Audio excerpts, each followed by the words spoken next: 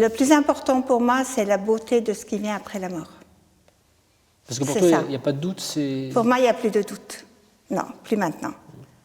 Surtout si on combine toutes ces expériences autour de la mort, donc les expériences de mort imminente, les visions au moment du décès et les contacts avec les défunts. Ça fait un ensemble tellement cohérent que pour moi, aujourd'hui, j'ai plus aucun doute. Même si j'en ai eu pendant toutes ces années, des fois je me suis dit oui, mais c'est peut-être que quelque chose qui se passe dans le cerveau au moment où les gens sont sur le point de mourir. Ils ne sont pas morts, évidemment. Ils étaient cliniquement morts, mais ils n'étaient pas réellement morts. Longtemps, j'avais des doutes, mais après 30 ans, maintenant, j'ai plus de doutes. Et comment est-ce que tu expliques le fait que dans notre société occidentale, ça fasse tellement débat et spontanément, la majorité des gens qui s'intéressent comme ça sans avoir travaillé sur le sujet vont se dire bon, ces phénomènes-là doivent forcément s'expliquer, s'il doit s'agir de quelque chose dans le cerveau ou d'une hallucination. Les sociétés matérialistes, je pense, ont tendance à ne pas accepter des expériences spirituelles. C'est quelque chose de culturel. Nous, on n'a pas l'habitude de s'imaginer qu'il y a quelque chose après la mort et qu'il y a un contact possible avec les défunts. Pour nous, nos sociétés, ça semble quelque chose d'irréel et de pas concevable. Et donc, le chemin jusqu'à l'acceptation qu'éventuellement il puisse y avoir de tels contacts est beaucoup plus long que dans d'autres sociétés, comme en Afrique. C'est tout à fait normal, ils communiquent avec les esprits, ils font partie de leur quotidien, ils leur demandent des réponses quand ils ont des décisions importantes à prendre. Je veux dire, ils sont complètement intégrés dans leur quotidien, les défunts. Dans nos sociétés matérialistes, non. Donc le chemin jusqu'à l'acceptation d'une possibilité d'une survie de la conscience est plus long et plus compliqué. Et il a été long dans ton parcours ? Dans le mien, pas tellement, non. Quel a été le moment décisif où là, tu as cessé d'être dans le doute et tu t'es mis à se dire « Ok, c'est un phénomène réel ». Oui, je pense que c'est quand mon papa est décédé, il y a maintenant 5 ans, et quand j'ai eu des contacts avec lui. Ah oui. Oui. Avant, il y avait peut-être encore toujours un doute, de plus en plus petit, au fur et à mesure que j'avançais dans mes recherches et dans mes lectures et dans mes écoutes aux témoins, etc. Mais il restait toujours un petit doute, jusqu'au moment où j'ai eu moi-même des contacts. Là, c'était évident. C'est marrant, donc ça m'a quand même pris 30 ans presque pour arriver au point où j'étais convaincue. Mais c'est étonnant que tu me dis ça, parce que c'est vrai que souvent, l'expérience personnelle joue un rôle assez décisif chez les personnes qui s'intéressent. C'est sûr. Il y a un questionnement et un chemin rationnel sur ces questions, mais il y a toujours aussi une expérience directe qui, à un moment, va vraiment être décisive, qu'il s'agisse effectivement de perdre un proche ou de, évidemment, vivre soi-même l'expérience. Ça, c'est quelque chose qui, je crois, a frappé non seulement Kenneth Ring, mais tous les pionniers qui ont travaillé sur les expériences de mort imminente, c'est de voir la force que ressentaient les témoins, les gens qui avaient vécu directement cette expérience-là, qui eux disent « j'ai plus de doute ». C'est ça. C'est très intéressant parce qu'avant, je ne pouvais pas en juger comme je n'ai pas fait de NDE moi-même. J'étais toujours un peu dans la théorie. J'écoutais les gens, je lisais beaucoup, je veux dire, voilà, on faisait la recherche, on en parlait entre scientifiques, mais c'était toujours un peu dans la théorie puisque je n'avais pas fait une expérience de NDE. Et j'ai vu la différence en ayant vécu un VSCD, donc un vécu subjectif de contact avec un défunt, donc avec mon papa décédé.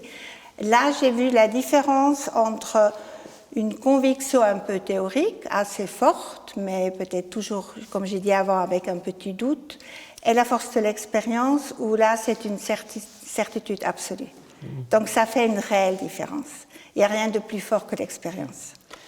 Alors VCD, on va en parler, c'est le terme qu'on a élaboré au tout début de l'existence de l'INRES pour qualifier ces expériences où des gens disent être en contact avec des proches décédés. Est-ce que tu peux nous expliquer un petit peu ce que désigne ce terme, vécu subjectif de contact avec un défunt ? Absolument. Donc un VCD est une expérience qui se produit quand une personne en deuil a l'impression d'être contacté par le proche décédé. C'est un contact spontané et direct, donc pas par le biais d'un médium. C'est un contact qui se fait uniquement entre le défunt et la personne en deuil. Et c'est non sollicité, c'est spontané, parce que très souvent, les personnes concernées peut-être ne croient pas du tout dans la survie de la conscience, ou n'avaient jamais idée, parce qu'ils ne connaissaient pas le phénomène, qu'ils pourraient encore être contactés par leurs proches décédés. Donc, ils s'y attendent absolument pas, et tout d'un coup, ça se produit. Donc, c'est quelque chose qui n'est pas sollicité, qui se produit spontanément, et qui est très court, quelques secondes, parfois quelques minutes. C'est une expérience très très courte, mais qui a un impact extrêmement important sur la personne qui le vit. Très clair aussi est le fait qu'ils sont immédiatement convaincus que c'est authentique. Ils n'ont aucun doute. Même s'ils sont athées, même s'ils ne croient pas du tout dans une vie après la mort, immédiatement, ils changent leur point de vue parce qu'ils ont fait l'expérience. Les personnes qui vivent cette expérience? Les personnes en deuil. Et on a une idée un petit peu précise du nombre de personnes que ça concerne? Alors oui, on estime entre les études européennes et américaines entre 25 et 50% des personnes en deuil qui auraient fait une ou plusieurs expériences avec un défunt. Donc c'est des chiffres énormes. Et il y a une étude des valeurs européennes qui avance le chiffre de 24% pour la France. Donc ça fait des millions de personnes. C'est très paradoxal parce que c'est un phénomène très courant. Beaucoup de gens l'ont vécu et ce n'est pas du tout thématisé dans les médias. Il n'y a presque pas de recherche, on n'en parle jamais, les scientifiques n'en parlent jamais. Contrairement au NDE ou EMI en français, qui sont maintenant assez bien connus parce qu'il y a beaucoup de recherches, il y a des émissions, il y a des livres. Et pourtant, il y a proportionnellement beaucoup moins d'EMI que de VSD qui se produisent, et pourtant ce phénomène n'est pas du tout connu. Les personnes qui vivent l'expérience n'en parlent pas, ou difficilement, parce que souvent quand ils racontent ce vécu à leur entourage, on ne les croit pas. Ou on a peur qu'ils sont en train de faire une dépression, ou qu'ils perdent un peu leur esprit, quoi. Donc c'est très difficile d'en parler, mais on peut comprendre aussi, je veux dire, si on n'a pas fait soi-même l'expérience, c'est difficile à croire, effectivement. Pour quelqu'un qui n'est pas du tout dans ces réflexions-là, ça paraît absurde et impossible. Donc, le fait d'en parler est très difficile, donc les gens n'en parlent pas, ils le gardent pour eux. Ils aimeraient le partager, mais des fois ça se passe bien, mais des fois ça se passe mal aussi. C'est très marrant parce que ce matin, j'ai reçu un email d'un des témoins qui est cité dans mon livre, et qui m'a encore dit qu'elle était tellement contente d'avoir pu partager ce vécu avec moi et qu'elle l'avait gardé pour elle pendant 30 ans.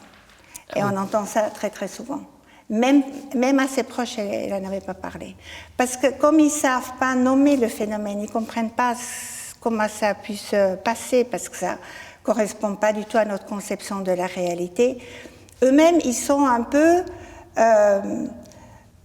pas dans un état de confusion parce qu'ils savent que c'est vrai, mais ils ne savent pas le nommer, ils ne savent pas l'expliquer, ça ne cadre pas du tout avec leur conception de la réalité, donc c'est compliqué à gérer. C'est pour ça que, aussi, une des raisons pourquoi j'ai écrit ce livre, parce qu'il faut en parler. Il faut en parler pour les gens qui ont le plaisir et le privilège de vivre cette expérience, et aussi pour ceux qui, peut-être à un moment donné, sont les interlocuteurs de quelqu'un qui a fait un VCD pour qu'ils puissent les comprendre mieux. C'est vraiment important d'en parler. Après, chacun tire ses propres conclusions, ils y croient, ils n'y croient pas, chacun est libre de ses opinions, ça c'est pas un souci. Mais en parler, oui, c'est important. Est-ce que tu peux nous décrire les différentes catégories de types de VSCD? Parce que quand on dit contact avec un défunt, on s'imagine tout de suite ce qu'on a vu dans les films américains, un fantôme qui apparaît là. Oui, c'est ça le problème. Des fois c'est ça, mais des fois c'est pas ça du tout. Donc, non, alors il y a des catégories qui étaient établies par Bill et Judy Guggenheim. Ce sont des Américains qui, les premiers, ont fait une publication, enfin ils ont collecté plus de 300 témoignages et l'ont publié dans un livre qui s'appelle Hello from Heaven, que j'ai d'ailleurs traduit en français, qui est maintenant donc accessible en français. Et les Guggenheim ont fait une classification que j'ai adoptée, j'ai légèrement modifiée, mais pour l'instant on se base sur cette classification-là. Donc ces contacts peuvent se passer par 4 sens. La vue, l'ouïe, l'odorat et le toucher.